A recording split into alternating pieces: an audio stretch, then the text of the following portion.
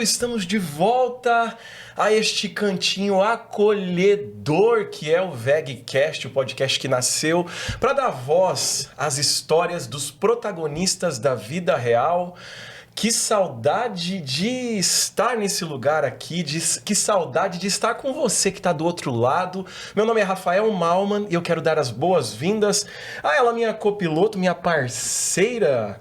Seja bem-vinda, Fernanda Malman. Muito obrigada por estar aqui mais uma vez comigo, novamente comigo, mais né, uma vez, gente? Olha, novamente. Ficamos um tempão de férias, tiramos umas férias, né? Ficamos um tempão longe de vocês, mas hoje voltamos nessa data especial e com uma convidada pra lá de especial também, né? Eu quero dar as boas-vindas, eu quero que vocês me ajudem a dar as boas-vindas à Ana Andrade, ela que é empresária, ela que é mãe do Ian e que vem para contar um pouco sobre o seu percurso de vida, vem para nos entusiasmar, para nos inspirar com a sua história de vida. Seja muito bem-vinda, Ana. Obrigada, gente. Esse pessoal aqui eu conheço bem antes do VegCast, mas é um prazer, é uma honra estar aqui com vocês. Eu tenho acompanhado aí o podcast nesse tempo todo e tenho visto vocês crescendo. E estou muito feliz de estar aqui. Obrigada pelo convite, viu? A gente que agradece. Exatamente. Você tirar um tempo dessa agenda lotada que a gente sabe que é, lá na Sabá Filmes. Sim. Né? A gente vai ouvir um pouco mais do lado empresarial e conhecer um pouco mais da história da Ana Andrade. Antes da gente iniciar e ouvir essa história, que tá todo mundo ali, ó, com a pipoca na mão, né, em casa ali, para poder acompanhar isso, eu quero que você me ajude, Fer, a fazer um agradecimento especial a quem nos possibilitou estar aqui mais uma vez, que é a Rede Oeste Consórcios, há mais de 30 anos, dando vida aos seus sonhos, aqui no Paraná, em Foz do Iguaçu, em especial, representante da Rede Oeste, a Projet, é representante exclusivo aqui nessa região, que você pode estar contactando e tirando seu sonho do papel através de planejamento com consórcios. Não podemos esquecer também da Grão Mestre, uma empresa especializada em planejamento sucessório. Se você não sabe, acesse agora mesmo @grãomestre e tire todas as suas dúvidas. Como é que você faz a sua sucessão de tudo que você está construindo para que, quando você descansar, você possa de fato descansar em paz e os seus permanecer com o seu legado aqui. Mas só lembrando que não é só depois que você descansar, né? Você consegue já deixar tudo organizado. Se você quiser tirar férias, vou viajar, curtir minha vida, você já deixa tudo organizado ali. Show! Eu quero te dar a oportunidade de fazer aquela que dá o pontapé inicial da nossa conversa com a nossa convidada, Fer. Então, Ana, a gente sempre inicia perguntando, você é natural de Foz? Você nasceu em Foz do Iguaçu ou veio pra cá pequena, mais velha? Você é Foz do Iguaçuense ou não? Eu sou Foz do Iguaçuense, nasci, me criei aqui, meus pais também são daqui.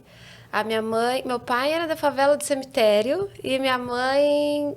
acho que nasceu ali na região do Porto Belo. Se criou por ali. Hoje tá todo mundo ali perto da Vila. Todo mundo muito iguaçuense. Fruto de Foz. Fruto de Foz do Iguaçu. Como é que foi o início da vida da Ana? Como é que foi a infância? Você lembra de alguma coisa marcante aí da época de escola? A Ana sempre teve essa vontade de ser uma figura pública, de ser uma empresária hoje? Como é que era isso? Olha, eu vi meus pais saindo de muito pouco, assim, igual meu pai saiu da favela do Cemitério, minha mãe também, de famílias muito humildes, muito pobres financeiramente, mas muito ricas de instrução, de caráter, né? E eu vi eles construindo o conforto que hoje eles puderam proporcionar pra gente muito do zero. Então, eu acho que essa sempre foi minha grande inspiração, assim, sabe? Apesar de hoje sair de um lugar de muito mais privilégio por causa daquilo que meus pais plantaram, acho que o meu objetivo sempre foi, olha, se eles fizeram até aqui, eu posso fazer disso pra mais. Então, sempre foi... deixar um legado positivo, assim, não só para minha família, mas para o máximo de pessoas possível. Isso nunca envolveu ser uma figura pública, Sim. Né? Até muita gente, acho que até hoje, me conhece do De Férias com Ex. Isso. Que eu falo que foi um parênteses na minha vida, assim, porque eu sou muito grata pelo reality show, mas eu nunca tinha assistido e eu só participei, assim, eu realmente nem acompanhei depois que eu participei, né? Me convidaram, eu não me inscrevi, porque justamente, assim, essa questão de ser uma figura pública nunca foi um grande objetivo, sabe? Desde criança. Mas eu sempre fui muito dedicada em tudo aquilo que eu fiz. Então, eu sempre fiz muitos esportes e me tornei atleta de alto nível, de nível profissional. Assim, minha primeira competição eu tinha 11 anos de idade. Sim. Que era na categoria... Era no slackline, assim que pronuncia, né? Isso, slackline. Quando mais nova, como ginasta. E como slackliner mais pra frente, ali depois dos 16 anos até os meus 18. Que eu fiquei entre as melhores do mundo, competi alguns mundiais. Porque eu sempre tive muito disso, assim, tipo, sabe? Movida por duvido. Tipo, fala que você duvida de mim que eu vou fazer. Pronto, você vai conseguir. Isso agora que eu vou fazer. Desde criança. E eu acho que eu trouxe isso muito da minha família mesmo, assim, sabe? Olha, a gente não teve muito... ninguém para dar tudo de mão beijada, então a gente tem que ser determinado, resiliente e fazer acontecer. Então, isso desde criança. Esse apoio dos seus pais, da sua mãe, do seu pai, eles, de que forma que eles impactaram na sua vida? A gente tem uma ideia pela pessoa que nós conhecemos que você mas de que forma que isso impactou para você? Para a realização disso que tu construiu, para a pessoa que você se tornou. O quão importante foi tê-los ao seu lado, ali lhe apoiando e tal. E eles sempre, assim, em primeiro lugar, me apoiaram em tudo, sabe? Eu falo que eu sou muito sortuda pela família que eu tenho, Deus foi muito generoso comigo.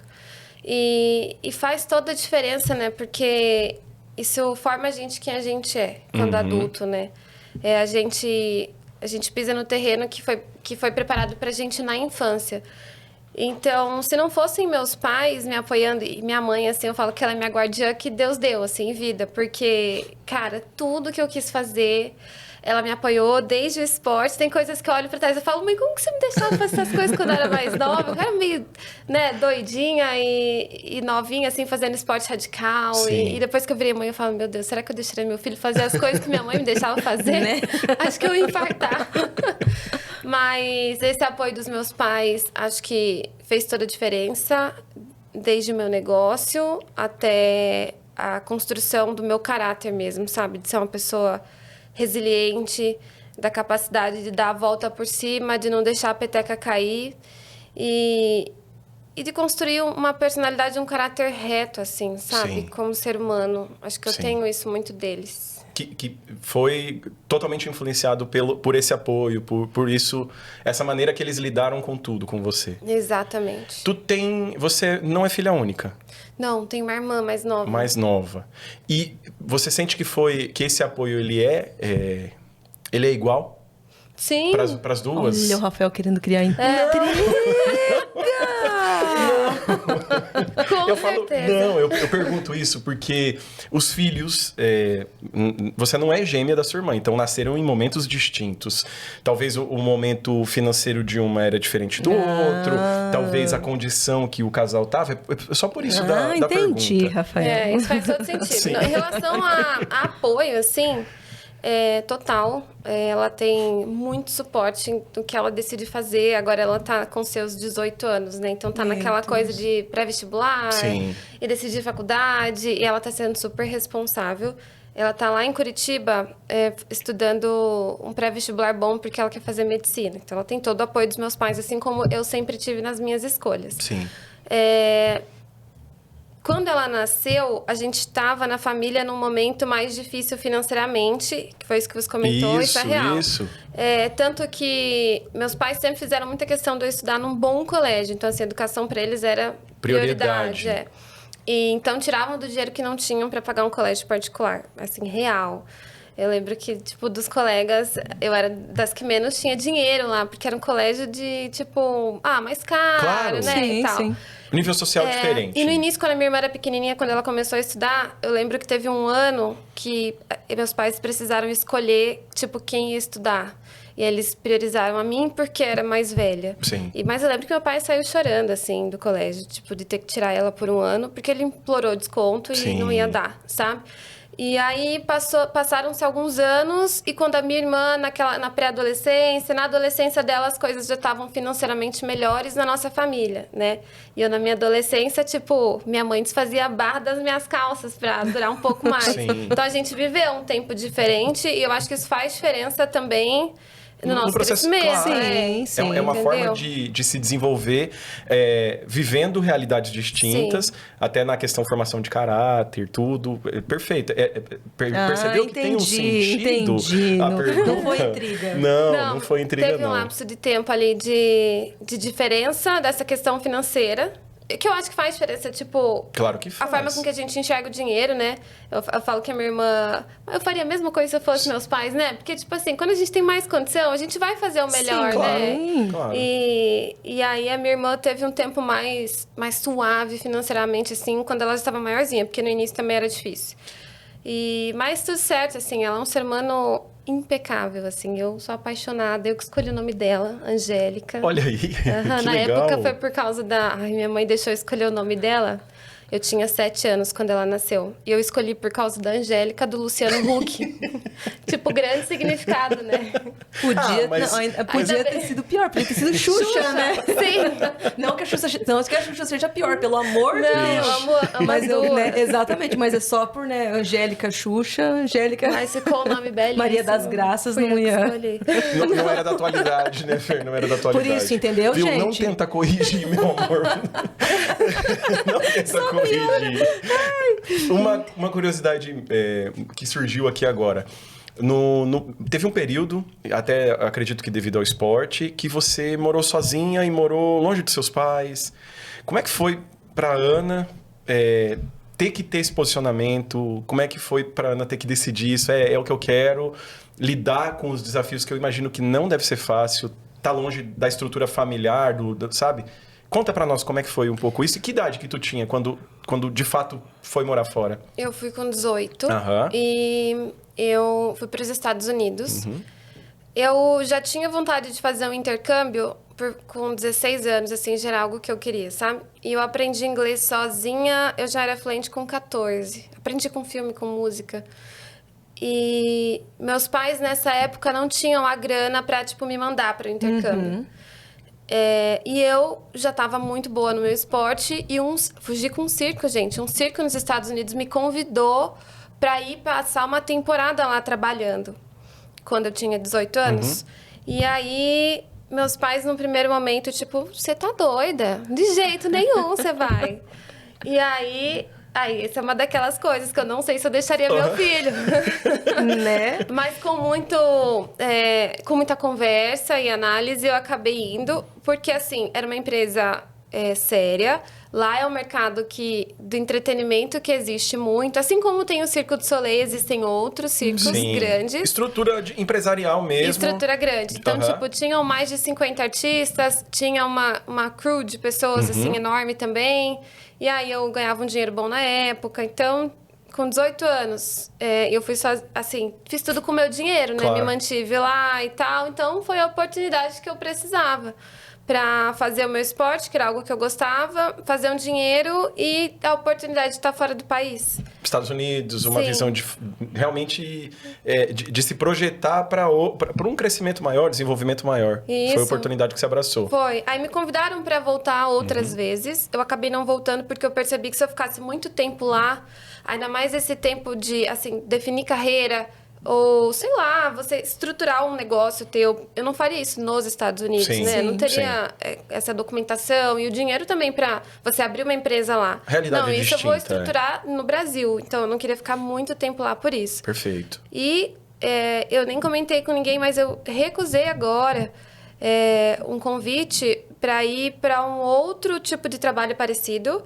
só que num navio, num dos maiores navios do mundo, com um salário muito bom, assim, tipo, R$20 mil por Caraca. mês.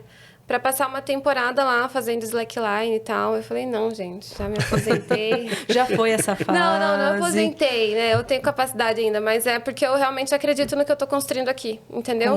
Então, Sabá Filmes.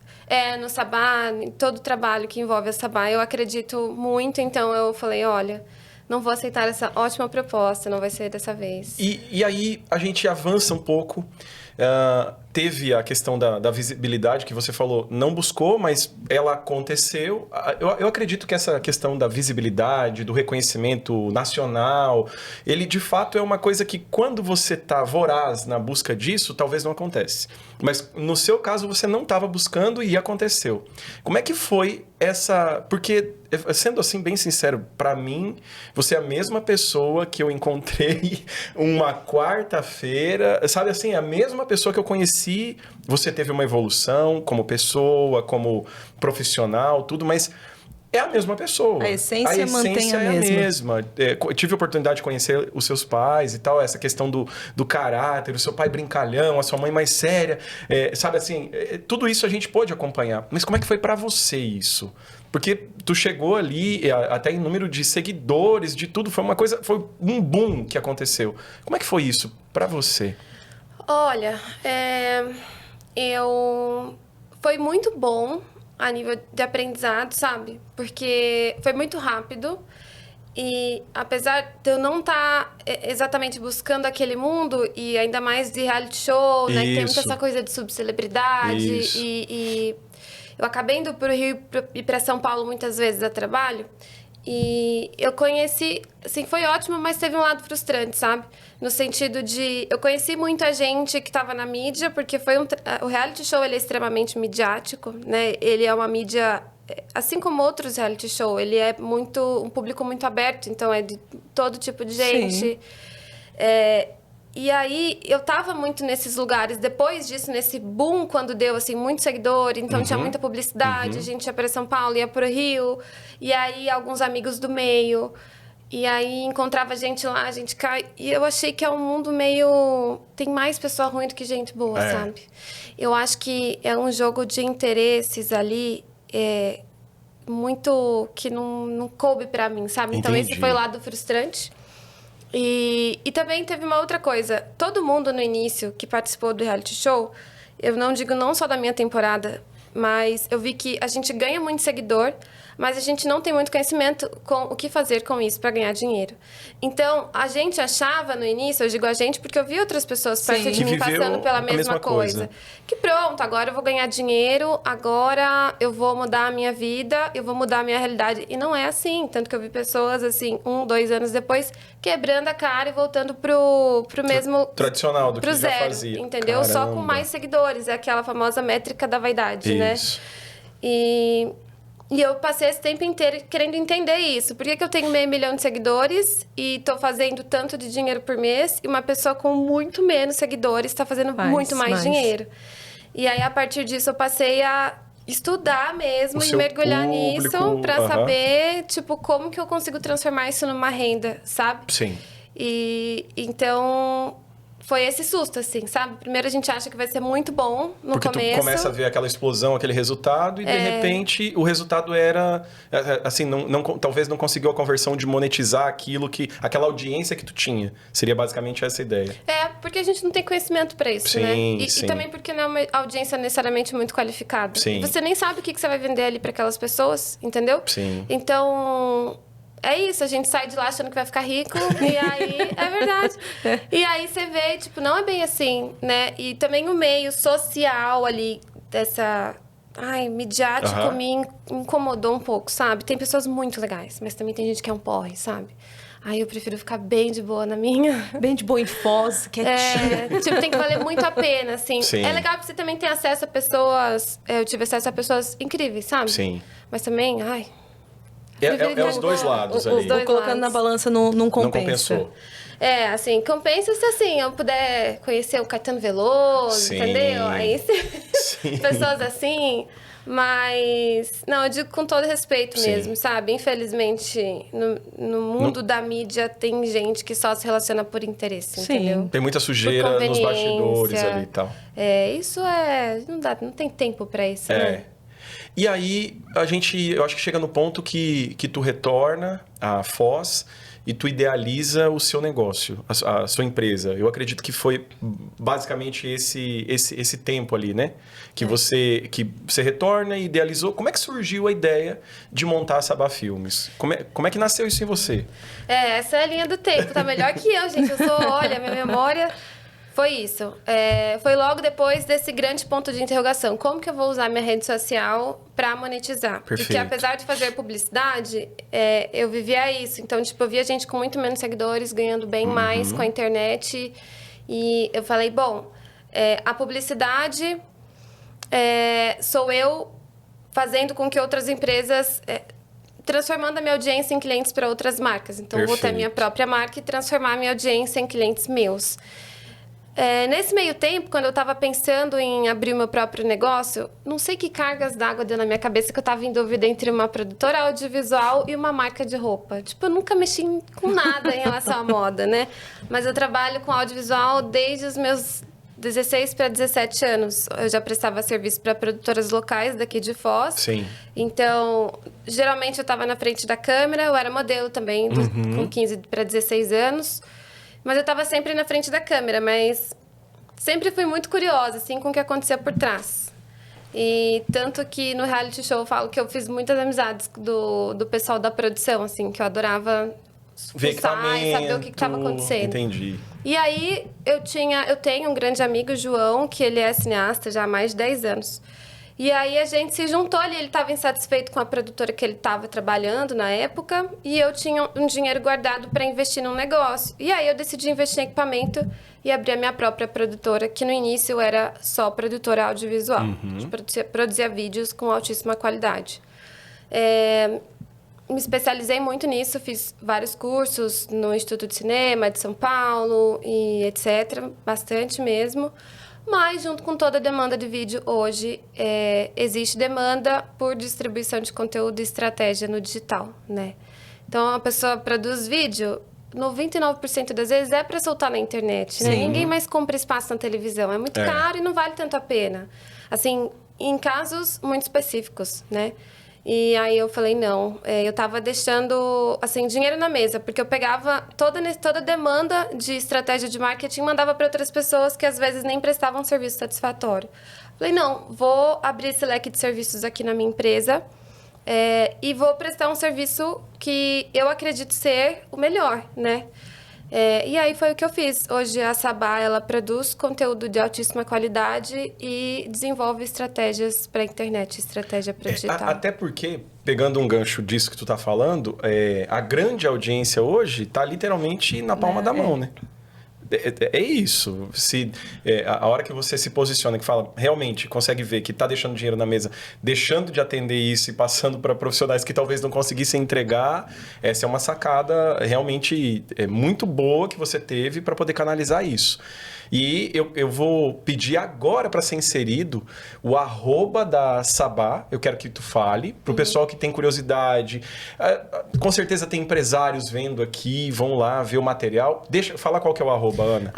@Sabá Filmes, vocês podem acompanhar. E no meu Instagram também, @Ana Andrade Oficial. Eu sempre falo bastante do trabalho de lá. Na verdade, estou voltando, né? Porque eu fiquei um tempão ausente, mas estou voltando a falar sobre trabalho lá também. Perfeito. E aí, depois que surge a Sabá, nasce um momento novo na Ana. Nasce um momento que a Ana eu não vou falar se redescobre, ou se descobre numa posição que eu vejo a Ana assim. Eu lembro da Ana do esporte, quando eu vi aquela postura de empresária, eu lembro do lançamento, o primeiro vídeo que tu lançou da Sabá, aquilo foi, cara, eu falei, caraca, velho, como é que pode, tipo, e tá aqui do nosso lado, mas eu nunca tinha visto você na posição de mãe. Isso para mim foi uma grande surpresa. Comentei com a Fer, falei, cara, olha, né, a Sim. Ana está grávida. E aí a gente quer ouvir um pouco da sua história. Nesse Dia das Mães. Nesse Dia das Mães. Né, nada como ouvir a história de uma mãe especial. Né? Ouvir um pouco da sua história, que eu tenho certeza que para quem não conhece, quem vai conhecer, ó, chega, já tô...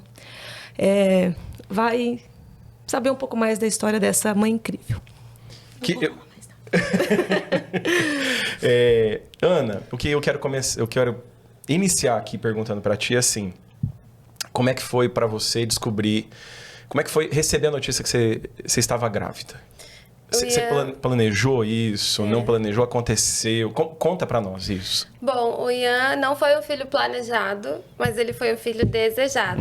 Eu já tava com 24, então assim, né, com a minha empresa, trabalhando e tudo certo, num relacionamento estável. Então assim, não vou mais engravidar na adolescência, tá tudo bem pra engravidar passou essa agora. fase. Já passou. Então, e quando eu soube da minha gestação, apesar de não estar sendo planejada... cara, foi um sustão, né? Porque a gente não... Eu falo, a gente não esperava, mas a gente também não tava se cuidando, né? Então, tipo assim, se você vai ter relação sem se cuidar, se você não espera um filho, você vai esperar mais do que, né? Eu falo, gente, como assim? Susto da... Por quê, né? Porque, enfim, era o que poderia resultar daquilo. Né? Mas, enfim. Mas no primeiro momento, assim, eu fiquei... Nossa, foi aquele susto. Eu falei, meu Deus, e agora? Me senti uma adolescente. E agora como é que eu vou falar pra minha mãe? É tipo isso. Mas, assim, só no primeiro dia mesmo, sabe? E aí, logo no primeiro momento... Eu falei, as primeiras pessoas que souberam foram meus pais e meu marido. Eu falo marido, gente, eu não casei ainda. Mas a gente mora junto, a gente tem um filho, mas a gente vai casar. Tá tudo certo. Tá tudo É porque às vezes você fala namorada, as pessoas não entendem a dimensão da seriedade desse relacionamento, sim. né? Enfim, e minha família soube logo no comecinho, minha mãe, meus pais. E aí contei para um tio as melhores reações da vida. Meu tio teve a melhor reação do mundo. E seguimos, assim, sabe? Eu tava... Nunca foi uma coisa que eu sonhei. Tem gente que tem isso, né? Que desde muito nova tem mulheres que têm o sonho de ser mãe. Sim. Eu nunca tinha parado pra pensar nisso, sabe? Sei, nunca tinha... Nossa, meu grande sonho é ser mãe. Só que quando eu engravidei, eu falei, caracas, era o sonho que eu não sabia que eu tinha. Pra mim, a minha melhor versão de todas, assim, sabe? Porque tem todas as outras versões, né? Assim como toda mulher. Então, tem a atleta, tem a workaholic ali da empresa. Mas, assim, meu melhor lado é ser mãe. E a gente fez tudo, assim. Eu falei, o quê? Eu quero ter direito a todas as cafonices que eu puder ter para coletar todas as memórias. E assim a gente fez. Todas as etapas. Chá de Revelação. revelação. Chá de bebê. Tudo que você pode imaginar de mais cafona que as pessoas podem achar, eu quis fazer. Fiz o desenho na barriga. Nossa, fiquei enorme. Fiquei com a barriga gigantesca. E a gente teve uma gestação bem saudável, graças a Deus. Foi tudo muito bem. E ali, pra parte do parto, eu fiz tudo pelo convênio. Perfeito. Perguntei se a minha médica preferia que eu fizesse particular com ela. Ela disse que para ela seria indiferente. E aí, o parto, a gente pagou todo particular. Como meu bebê não foi planejado, eu não pagava a obstetrícia do plano. Mas aí foi legal porque eu escolhi minha equipe toda, né? Perfeito. Tipo, Médico, tudo, anestesista, tudo. Tudo. E fiz questão de escolher até a pediatra que ia receber o Ian. E a gente tava ali só esperando pra ele nascer mesmo, assim. Como tava tudo muito bem até onde eu sabia. Durante o processo da gestação ali, teve alguma intercorrência? Teve alguma um susto, algum sangramento, alguma coisa que você pode considerar que foi anormal? Assim, Ana. Então, eu pensava que não, porque assim, o Ian nos últimos dias, ele ficou a última semana muito quieto dentro da minha barriga, né? Porque filho tem rotina desde a barriga. Então, Sim. eu sabia o quanto ele mexia, os horários, e aí... Numa segunda-feira, ele começou a ficar muito quietinho. Tipo, 80% mais quieto. Ele tinha movimentos, mas muito pouco. E eu reclamava disso para toda a minha equipe, né? Então, para minha médica, mandava mensagem para as minhas doulas. E todo mundo falava, não,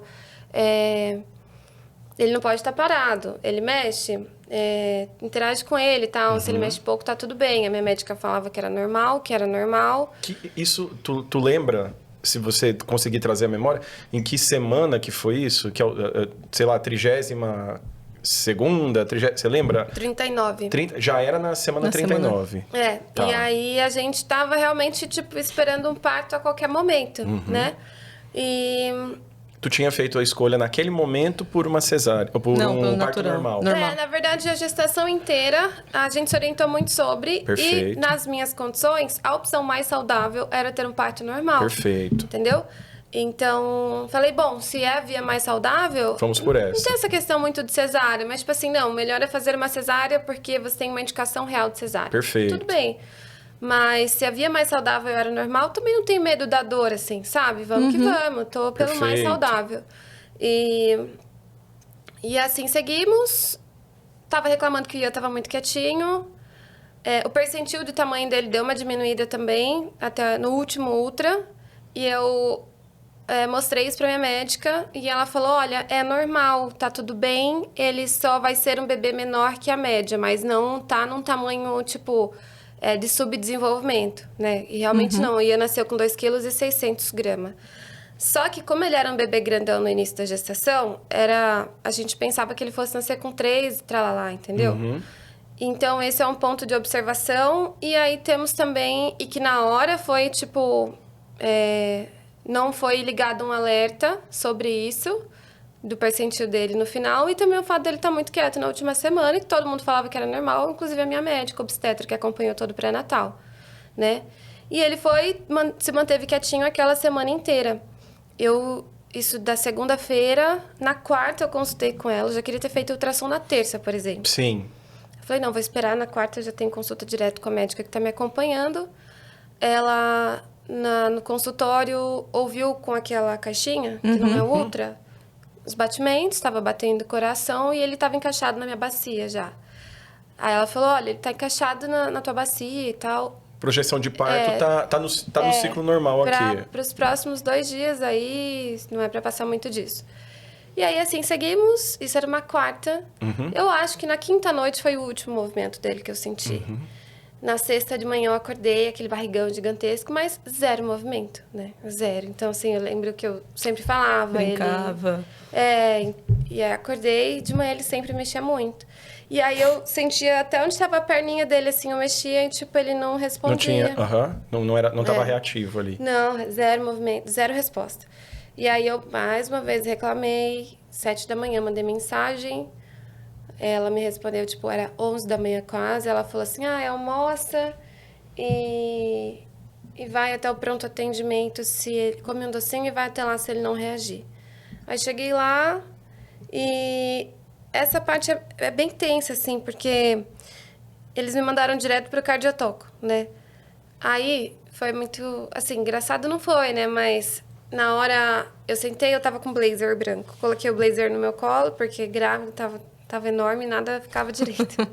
Coloquei o blazer no meu colo, ela passou o gel na minha barriga e colocou o cardiotoco. E não achou nenhum batimento. Aí ela disse pra mim, peraí. O aparelho deve estar estragado? Eu vou ali dentro falar com a médica do plantão para você fazer o ultra lá dentro do consultório. E ela saiu. Aí eu falei, ok. E o cardiotoco estava do meu lado. Aí eu peguei o meu pulso e coloquei no cardiotoco para saber se era aparelho mesmo, porque na hora eu fiquei nervosa. E não fez barulho nenhum. Aí eu, ufa, né? Não sei, só que provavelmente ela desligou. Só que eu fiquei super aliviada, porque eu falei, então tá, realmente esse trem não tá funcionando, né? Aí ela voltou pra me conduzir até a outra sala e limpou minha barriga com o meu blazer e jogou meu blazer junto no lixo hospitalar com os outros panos. Aí eu falei, o quê? Essa enfermeira tá meio nervosa. E daí eu fiquei nervosa de novo, porque eu estranhei tudo, né? E aí ali a gente foi fazer o ultrassom dentro da sala de consultório e a médica do plantão realmente não encontrou os batimentos do Ian. E a partir daí foi um caos no hospital, né? Que não era a médica que estava te acompanhando. Não. Era a que estava no plantão ali para atendimento, né? Era outra médica, no caso. Sim, outra médica. A minha médica que a gente tinha contratado, ela chegou alguns minutos depois. Gente. Eu falo assim, a gente que passa por isso, a gente vê como... Eu vou ser bem verdadeira aqui, como a negligência médica, ela ainda é muito forte nas nossas vidas, né? Porque isso foi um ato... Se você estava falando, se estava tendo esses percentuais... Por quê? Por que então não fala, Ana, que tal a gente fazer uma cesárea hoje? Ou que tal a gente tentar induzir o teu parto? Vamos fazer isso. É o que eu falo quando a gente... E eu falo também a forma como é passado isso às vezes para a mãe, como chega isso para a mãe, como é entregue isso para a gente. Falo do nosso caso mesmo. No nosso caso, o primeiro diagnóstico foi errado. E o médico olha para mim e fala, coisa de mãe fresca, né? Ainda bem que não é nada. Vinha atrapalhar um domingo de manhã, de um plantão também, sabe? Então, eu falo assim, eu senti de chamar você nesse Dia das Mães, porque a sua situação é de muitas mães por aí. O que a gente passou, muitos pais e mães passam por aí. E hoje ainda eu vejo que tem muitos, não são todos, mas tem muitos médicos ou tem muita equipe médica que ela ainda não está preparada ou não tem a empatia de te entregar uma notícia, assim, ou de lidar com mais tato na hora de falar com uma mais mãe, empatia, com na hora mais de tato. falar com um pai sobre esse assunto. Porque você estava com tudo preparado. Igual você falou, você fez todos os processos de cafonice, porque você estava preparado, você estava esperando. Estava vivendo o processo Você estava vivendo aquele processo gestação, de né? maternar. E isso é simplesmente entregue para você de uma forma abrupta. Eu vi o vídeo que você gravou e você contando, eu falei, gente, não é possível, né, que ainda hoje exista isso, com tudo que está sendo trabalhado, com tudo que é colocado da medicina e tal, e ainda exista tratamentos dessa maneira eu até vou pedir que você comente, que eu vi no seu vídeo que você falou que daí na hora a médica, tipo, o que a gente vai fazer? Tem que ser agora, vamos ter que... A gente ia eu quero chegar nessa parte, só quero contribuir com isso. É assim, a gente viveu uma perca em 2018, mesmo de longe eu sei que você acompanhou tudo. Longe que eu acho que você estava nesse período nos Estados Unidos, né? Estava nesse período que a gente viveu isso. É impressionante, os anos se passaram. Então, 2018 para 2024, a gente está falando de 6 anos. E a gente saber que histórias estão se repetindo porque não tem... eu não estou falando... A gente nem vai entrar em nome de médicos aqui para não dar o mérito de que foi essa ou foi aquela e tal. Mas sim, chamando a atenção de você que está buscando, vai fazer medicina, está cursando, está na fase final. Não vai só pela grana, velho. Não vai só pela grana, tem empatia, existem famílias, existe quem vai e quem fica, existem cuidados, existem alertas que, se forem percebidos, existe alguma coisa a ser feito antes. No nosso caso... era uma doença terminal que a gente descobriu e tal. Mas o sofrimento do nosso filho e o sofrimento que a gente teve durante esse processo poderia ser amenizado se houvesse empatia. Empatia, essa palavra que define. É que as pessoas que estavam do outro lado se colocassem no lugar daquela família que estava vivendo aquilo. Então, ali, o que você narrou até agora... que você apresentou sinais e uma profissional que estava sendo remunerada, não era trabalho voluntário, mesmo que fosse, a pessoa que faz um trabalho voluntário, ela se compromete a fazer aquilo, então a entrega tem que também ser 100%. Ela imagino que não é uma pessoa que se formou semana passada, é uma pessoa que já está na área há muitos anos, e ela não perceber estes sinais... e não tomar as medidas cabíveis naquele momento para ter um resultado final diferente. Como que foi para ti naquele momento que foi feito, identificou... Você estava sozinha? Estava sozinha naquele momento, estava... Eu estava com meu marido, mas ele estava me esperando ali fora. Porque a parte ali de gestantes é sempre cheia, né? E eles limitam também, em alguns casos, até restringem o acesso do cônjuge. E a gente estava bem orientada, assim... A gente se orientou muito em relação a violências obstétricas. Desde que você tem um filho vivo. A gente não sabia o que era isso quando você tem um filho sem vida ali, né? Que não deixa de ser teu filho. Sim, lógico. Com certeza. E, enfim, ele estava ali comigo o tempo inteiro, desde o início. Então, a gente não teve... Eu fui entender depois só muita coisa, como deveria ter sido feita. Desde, por exemplo, a notícia, a parte de empatia. Vocês falaram muito sobre isso? Sim. Então, essas pessoas, a equipe médica, toda a equipe profissional que está ali no hospital, eles têm que saber lidar com a morte. Porque se eles não souberem, quem tem a obrigação de saber nesse mundo? É a profissão deles, sabe? Não é a gente que tem que saber cobrar isso no momento... Primeiro que a gente nem tem cabeça para pensar em qualquer coisa no momento de extremo, emocionalmente falando, sabe? Então, eu acho muito estranho que eles não tenham nenhum tipo de preparo para lidar com situações tão delicadas, entendeu? E eu acho que nada mais... Pelo menos assim, não vejo, não imagino uma dor tão maior do que a dor de você entregar um filho para Deus. Não. E, cara, são as pessoas que estão ali, são as pessoas que tem a obrigação de saber lidar com isso. Até porque no momento que você se encontrava, você era protagonista. Como é que um protagonista vai olhar literalmente no olho do furacão? Eu tô dentro do olho do furacão. Eu vou pensar em não, tranquilo. Tipo, não tem lógica uma coisa dessa. É o que você fala, realmente a equipe precisa ter... precisa ser criado algum projeto de lei, alguma coisa que obrigue esses profissionais que lidam diariamente com a morte, com doenças terminais, com gestações de risco ou de, sei lá, um acidente, alguma coisa. Eles precisam ter algum tipo de preparação emocional, psicológica, até para poder tratar os pacientes. Mas é que daí eu não sei se entra naquela como você falou, são profissionais que lidam com isso diariamente, às vezes caem no senso comum, você entende? Tipo, vamos dizer, é mais um para estatística, é mais uma criança, é mais uma mãe, é mais um bebê, e acaba... Não sei se às vezes acaba, tipo, vamos dizer, eu vou bloquear para não incorporar isso para mim. Então, isso não vai me afetar. Eu vou ter que dar notícia, mas isso não vai me afetar. Porque quando chegou pra gente a notícia, veio uma médica e ela pegou e, é assim, vocês têm que ser forte e tal, mas ele tem um tumor, a gente vai encaminhar ele pro hospital e tal, e é isso. E virou as costas e a gente já tá providenciando a ambulância. E saiu e deixou a gente lá. Tipo, eu, o Rafael e o Vini. Aí o Rafael desabou, desmontou e eu, tipo...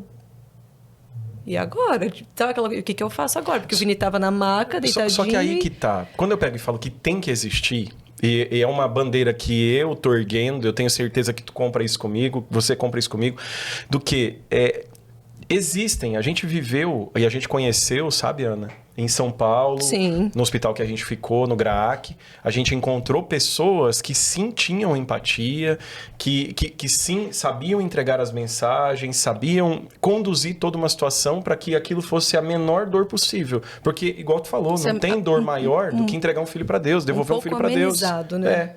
Porque faz toda a diferença. Como é que foi esse processo depois, Ana? Se a gente puder... Claro.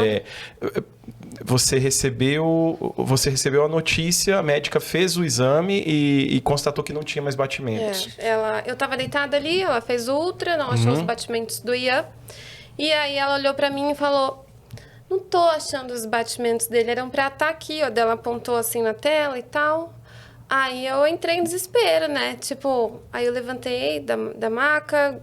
chorando muito, gritando muito, pedindo pelo Vitor. Ele chegou imediatamente. Também não sacou, assim, na hora o que era real, sabe? E aí a gente saiu da sala do ultrassom e foi para uma salinha pequenininha no mesmo minuto. Aí uma enfermeira maluca me acompanhou, eu e o Vitor. E ela ficava assim no meu ouvido. E aconteceu a mesma coisa, uma situação parecida comigo. Meu filho também morreu assim... Aí, só que pra mim, meu filho não tinha morrido, entendeu? Falei, você tá doida. E ela falava assim pra mim, aí eu falei, não, você tá doida, meu filho não morreu.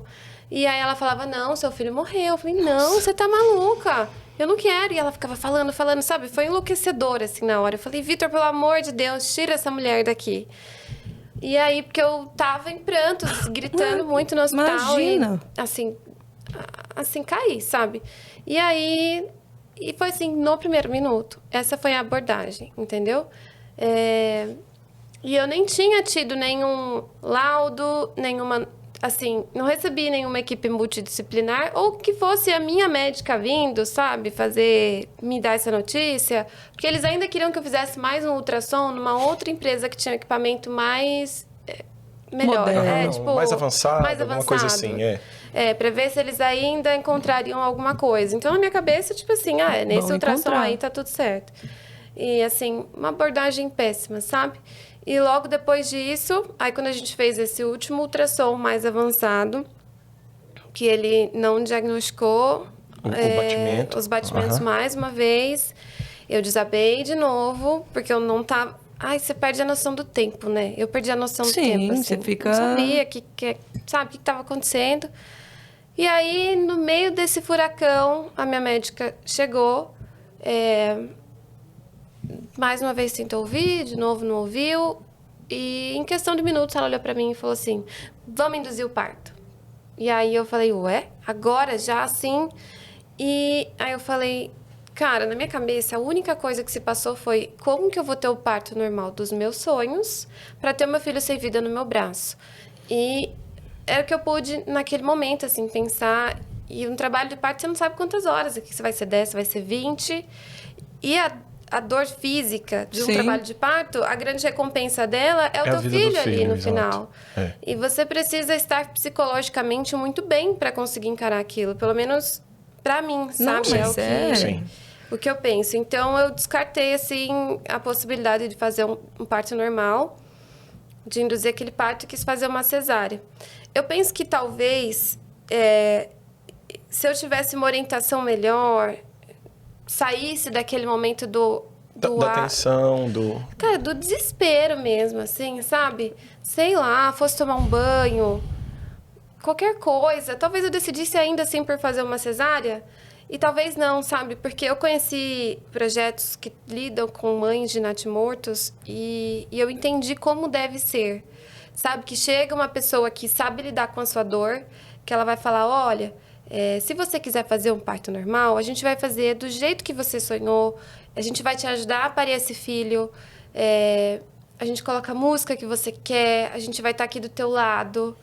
E se você ainda assim quiser fazer uma cesárea, tá tudo bem, sabe? Mas a abordagem é completamente... Chega a ser feio, sabe? Parece que eles estão lidando com bicho. Exatamente, é isso que eu falo. Parece que não tem... não tem empatia. Porque é no momento em que você perdeu o teu chão... Porque é isso, você perde o chão, você fica... É igual você falou, você perde a noção de tempo, espaço, você quer acreditar que tudo aquilo lá é mentira, você quer acreditar que não. E eu ouvindo a tua história, pra mim, a cada exame que você tinha que fazer, tipo, realmente a gente não tá achando... Era vamos dizer, mais uma facada que te davam, mais uma vez que te desestruturavam toda, porque quando eu te falava, vamos fazer de novo, te dava uma esperança. Não, pode ser. Não, realmente aqui não tá. Então, essa já não faz maneira... Se tem um equipamento disponível para fazer o melhor ali, vamos dizer, o mais moderno, por que não faz de uma vez? Tipo, sabe? Então, essa maneira de lidar é o que você falou. Eu não sei se é precariedade, eu não sei o que é que falta, mas não tem realmente isso, de ter essa equipe multidisciplinar, ou ter essa equipe que vai chegar e vai saber como falar com você, vai saber como tratar nesse momento, porque é um momento de maior dor para uma mãe, para um pai, porque o pai ele também está sentindo, e daí às vezes as pessoas focam tudo na mãe e esquecem que o pai também esperou. Lógico, para a mãe eu falo, a dor é porque você sentia mexer, você idealizava, visceral, né? Mas o pai também criou expectativa, o pai também criou, imaginou coisas na cabeça dele, criou toda uma vida pós-parto na cabeça dele. Mas não é olhado nem para um e nem para outro. É simplesmente assim, a gente tem que fazer rápido, vamos dizer, tem que tirar você aqui da fila porque tem mais mães aqui que a gente tem que atender. É isso, é dessa forma. Então... Eu tô pensando aqui o seguinte, que ela comentou da enfermeira doida, né? Cara, em todo lugar tem... Será que não tem uma fiscalização disso? A gente viveu uma situação assim. O Vini, na época, ele tava com uma sonda de alimentação, ele não conseguia mais comer. Ele não chegou no ponto... Tô falando em Medianeira. Não, amor. Ele não tava nem com a sondinha, lembra? Ele não tava com nada. Ele tava comendo bem pouquinho só. E daí eu lembro que surgiu uma doida, porque é só assim pra gente poder definir. Uma pessoa que fala, o que falou pra você. É normal. Por favor, gente. Aí ela falando, não, ele tem que... Ela queria que a gente fizesse colocasse tipo uma bolsa no estômago dele pra poder alimentar. Que ele tava fraquinho daquele jeito porque ele não comia. Até que a gente... Assim, eu tive que dar um choque. Eu tive que arrumar força, não sei aonde, dar um choque nela e falar, viu, deixa eu te explicar. O meu filho, ele a qualquer momento ele vai descansar. Não existe mais... A gente acabou de voltar de um hospital que tinha uma estrutura melhor, né? Se tivesse alguma coisa para ser feito, já tinha sido feito. E ela insistindo, não é isso e tal. Essa eu representei. Essa eu não consegui ir para casa sem fazer... Assim, com que ela respondesse pelo que ela fez naquele momento. Porque é um trauma que você carrega pro resto da vida. Você tá num momento que você precisa de um abraço. E a pessoa vem e te entrega um choque, sabe assim, uma mensagem... Um desgaste maior ainda. E depois disso, assim, finalizou esse processo, essa sequência dos exames, das quatro exames que foram feitos na busca da questão do batimento, e você já foi direcionada para o processo da cesárea? A gente teve que escolher ali logo, assim, de imediato, praticamente, a via de parto. Eu optei pela cesárea, porque eu queria que aquilo passasse Terminasse mais rápido. possível. Sim. Eu não sabia, por exemplo, que eu poderia sair do hospital, ir para casa.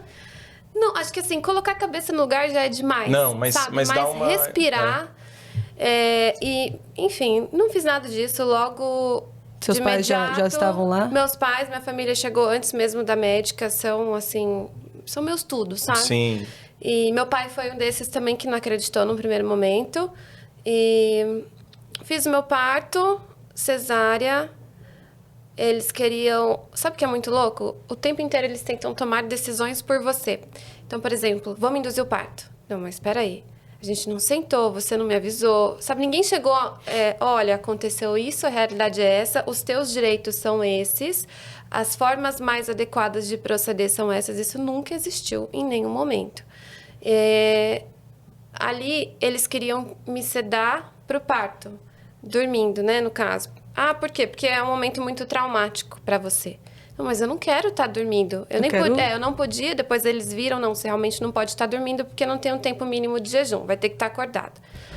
Fiz meu parto acordada, gente. Que era o que eu queria. Depois que tiraram meu filho da minha barriga, o Vitor viu e eu falei, Vitor, traz o Ian pra mim, que eu quero ver o Ian. Aí ele trouxe, ele enroladinho já, extremamente emocionante pra mim, perfeitinho, lindo, maravilhoso. E foi o melhor momento da minha vida. Esse dia só se tornou o melhor dia da minha vida porque eu vi meu filho. Logo depois disso, a médica falou assim, pode dar um medicamento tal que era pra mim dormir, pra eu dormir de novo. Aí eu falei, eu não quero. Isso, tipo, com a barriga toda aberta, né? Eu falei, não quero. Aí, não quer? Então tá bom. Feita a cirurgia, a gente vai pra salinha de repouso, né? Esperar passar anestesia antes de ir pro quarto. Nessa sala de repouso, alguns minutos depois, uma enfermeira entrou e falou assim, vocês vão querer ver ele porque a gente já tá levando ele embora. Aí, tipo, zero orientação sobre nada, sabe? Eu não sabia o que escolher, não sabia nada, eu já tinha visto, né? E aí minha doula tava junto, eu falei, Fer, o que eu faço? Porque eu tava tão aérea. Aí ela falou, não, se eu fosse você, eu veria ele. A enfermeira trouxe e na entrada ela falou assim, Tó, pode pegar ele no colo, fica o tempo que você quiser. Só que esse fica o tempo que você quiser, era um tempo tipo assim, estou com pressa porque a gente tem que levar ele. Foi o que ela tinha me falado antes. Sim. E aí eu peguei ele no colo, que foi... ainda bem que eu fiz isso, sabe? Porque Peguei ele no colo, toquei ele, só vi ele enroladinho no paninho. Eu falo que eu não vi a mão, não vi o pé. E eu fico muito brava que eu que gerei ele esse tempo inteiro, vi menos o meu filho do que a própria equipe médica. Sim. Mas... fiquei ali, na minha cabeça tinha sido assim 2, 3 minutos, mas o Vitor e a doula disseram que a gente ficou ali uns 20 minutos. E a enfermeira levou, aí quando leva eu acho que tem que levar ou pro necrotério do hospital, né, ou pro SVO, aí já não sei. Que provavelmente o Vitor, que acompanhou alguma coisa nesse sentido, também não... Não, a gente não foi orientado a acompanhar nada. E... eu, passado alguns minutos, fui pro quarto, daí eles levam a gente na maca pro quarto. Eu fiquei num corredor que tinha uma família com um bebê vivo também. Eu achei que ficaria, tipo, onde o pessoal faz cirurgias genéricas, sabe? Pra não ficar perto de bebê. Era um quarto individual, não era enfermaria nem nada. Mas em um momento ali eu vi um pai com um recém-nascido ali no quarto. E assim, entrando no quarto, uma enfermeira já me parou e falou assim, e aí, cadê seu baby? E aí eu tava assim, só existindo ali, né? Como um vegetal. Eu nem respondi. Mas aí, ao longo do meu internamento, mais de uma vez, entrou a enfermeira no quarto pra me medicar. E perguntava, e aí, mãe? Cadê seu bebê? E aí eu, assim, não sei de onde tirava condição. Aí falava que meu filho havia falecido. Mas ela só tinha que ler meu prontuário antes de entrar na minha sala, sabe? No meu quarto. Gente.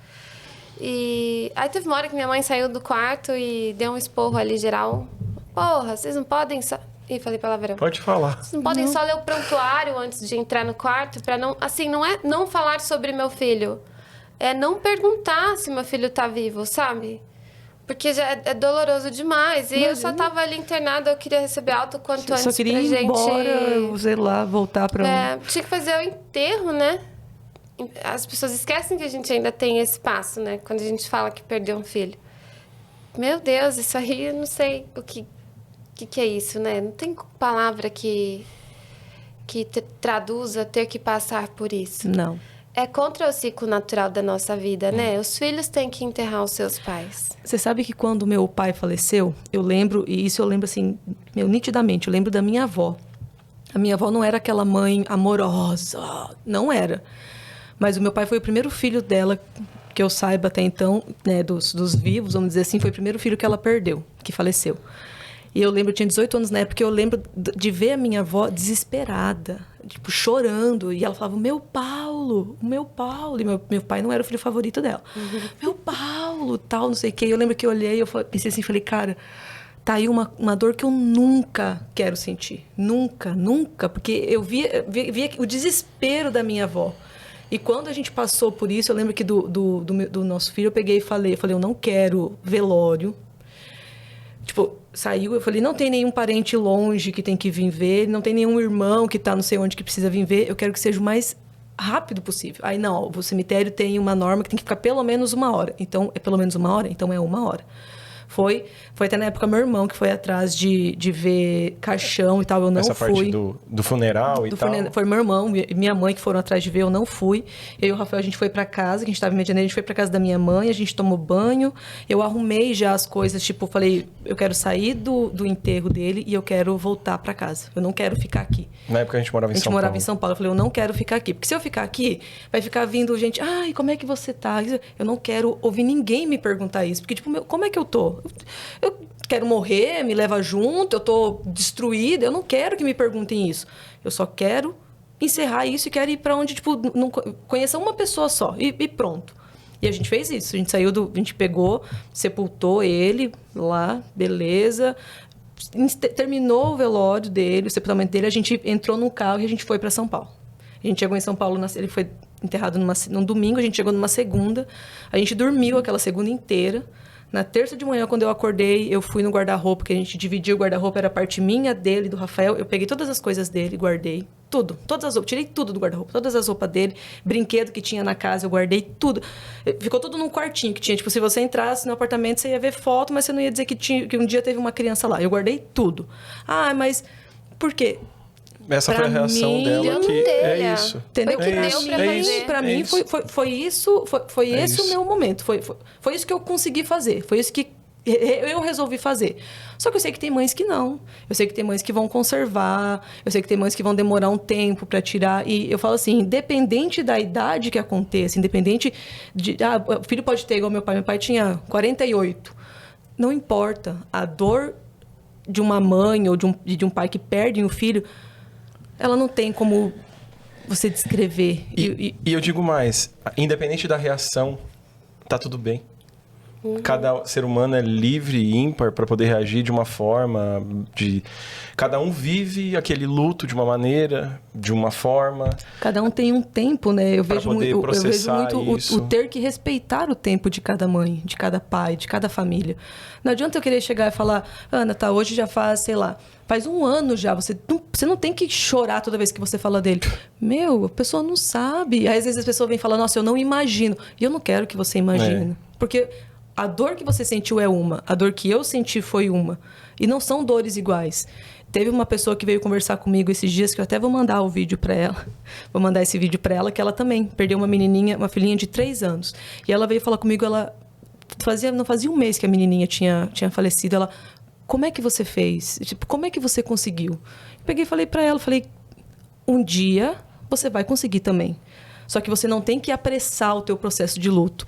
Você tem que chorar quando você quiser chorar, você tem que desesperar quando você quiser desesperar, você tem que ver o momento que você precisa. Opa, eu acho que eu não vou conseguir sozinha. Eu vou precisar de alguma coisa, de alguém, alguma forma de alguém me ajude. E você tem que ver esse momento de pedir essa ajuda. Mas vai chegar um dia que você vai acordar E você vai falar, bom, hoje eu lembrei do meu filho e eu não chorei de dor. Eu chorei de saudade. Sim. Que é um choro diferente. É. Eu chorei de saudade, de tipo, nossa, que saudade do meu filho. E vai chegar esse dia. Só que eu não vou falar pra você, vai ser amanhã. E ninguém pode chegar e falar pra você se você tem que superar hoje, é agora, Sim. acorda, vamos. Não. A pessoa tem que respeitar o teu tempo. E falando em tempo, a gente chegou na parte mais triste desse episódio, que é a parte de se despedir, de encerrar nesse Dia das Mães. E eu quero pedir, Ana, para você fazer as suas considerações finais. Eu quero que você, da forma que você se você se sentir mais à vontade, que você deixe uma mensagem para as mães que estão nos acompanhando, para aquelas que já foram mães, que vão ser mães.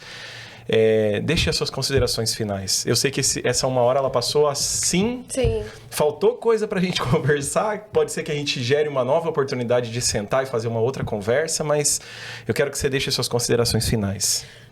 Bom, eu acredito que, em primeiro lugar, ser mãe é uma questão de caráter acima de tudo, né? Tem aquelas pessoas que só geram e não são mães. E tem aquelas pessoas que são mães sem gerar. E tem aquelas pessoas que têm o presente de poder gerar e ser mãe, né? Então, para você que é mãe, parabéns pelo seu dia, mas antes disso, parabéns pela sua força. Eu acredito que o Dia das Mães, elas deveriam ser e devem ser valorizadas todos os dias. Mãe é um bicho, né? Protetor, é leoa, é força. Eu acho que é a maior força que eu já conheci na minha vida. E é o verdadeiro significado do amor. Eu acho que é o amor na personificação mesmo, na forma humana. Felicíssimo Dia das Mães para todas as mães. E para aquelas mães que seus filhos não estão aqui, não existe ex-filho, não existe ex-mãe. Que vocês tenham um domingo maravilhoso. Feliz Dia das Mães, Fer. Que Deus te abençoe infinitamente. E gratidão pelo convite de estar aqui hoje. A gente tem que prolongar nosso papo, né? Realmente uma hora passa correndo. Mas eu sou muito grata e feliz por estar aqui hoje, gente. Muito obrigada. Fer, considerações finais desse episódio emocionante. Então, eu tô arrepiado aqui, gente. Então, primeiramente, agradecer você que ficou até o final. Desejar um feliz Dia das Mães para você. Se você está assistindo e está longe da sua mãe, liga para ela, manda aquele abraço, não deixe passar em branco essa data, porque como a Ana falou, mãe é um ser que você que é filho, você não tem e ainda não é mãe, você não tem noção do que é o amor de uma mãe. A gente às vezes acha a mãe chata, pega no meu pé, mas não é. O amor, isso é o amor de mãe. Ana, te agradecer. Assim, pode ter certeza que o seu filho tem muito orgulho de você pelo trabalho que você está fazendo. Eu não posso falar, começo a chorar. Vou parar. Pelo trabalho que você está fazendo. E eu quero sim que você venha outra vez aqui. E você comentou que você conheceu agora outros grupos, né? E a gente trazer essas mães para poder falar mais sobre isso.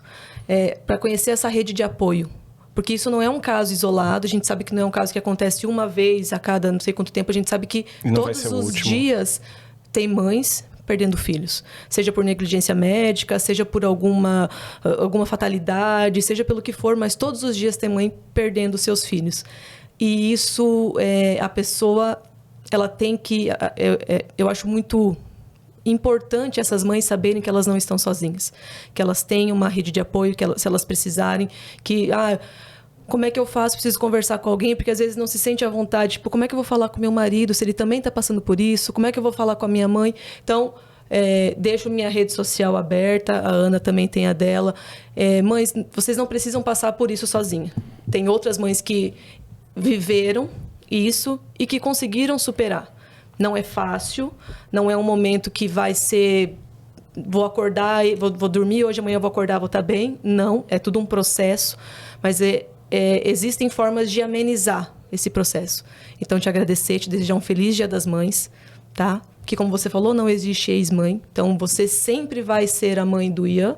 E quando vierem os outros filhos, que com certeza você será abençoada e terá outros filhos, eles vão saber que tiveram um irmãozinho, que é como a gente tem no caso do Vini e da Aurora. Ele tem um irmãozinho porque continua sendo filho. Da Aurora. E do Vini, que descansou. porque né, vai continuar sempre sendo.